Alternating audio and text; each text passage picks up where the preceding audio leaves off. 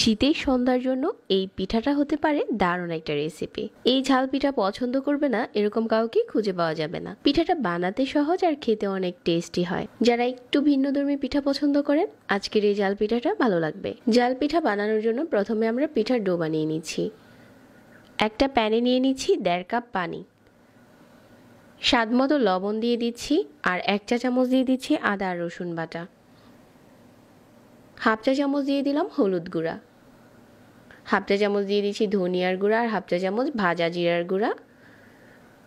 মরিচের গুঁড়া দিয়েছি 1/2 চা চামচ। সব কিছুকে একবার মিশিয়ে নিচ্ছি, আর সাথে দিয়ে দিচ্ছি কিছু ধনেপাতা কুচি।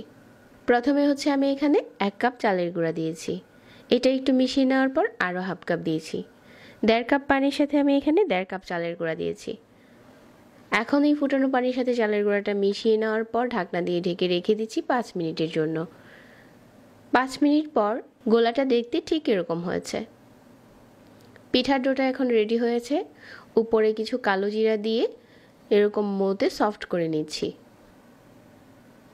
তারপর এই ডোটাকে 2 ভাগে ভাগ করে নিয়ে একটা বোর্ডে নিয়ে বেলে নিচ্ছি। বেলার আগে অবশ্যই তেল লাগিয়ে নিতে হবে, আর খুব বেশি পাতলা করে বেলা যাবে না, কিছুটা মোটা থাকবে। রুটিটা এখন দেখতে ঠিক এরকম হয়েছে। এখন যে কোনো কৌটোরকে বা কুকি কাটার দিয়ে কেটে নিতে পারেন আপনার পছন্দ মতো। আমি এরকম ছোট সাইজের একটা বাটি দিয়ে কেটে নিচ্ছি। আর সবগুলো পিঠা আজকে এভাবেই বানিয়ে নিব। পিঠাগুলো বানানো হয়ে গেছে, আর এগুলো এখন আমরা ডুবো তেলে ভেজে নেব। মিডিয়াম আঁচে তেল গরম করে নিয়েছি, আর গরম তেলের উপরে দিয়ে দিচ্ছি।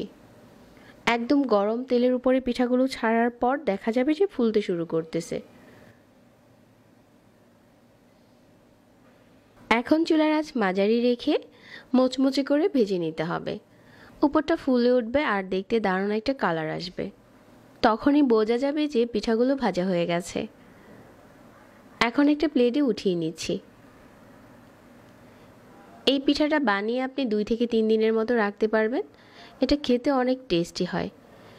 শীতের সন্ধ্যার জন্য এই ঝাল পিঠাটা খেতে দারুণ টেস্টি হয়।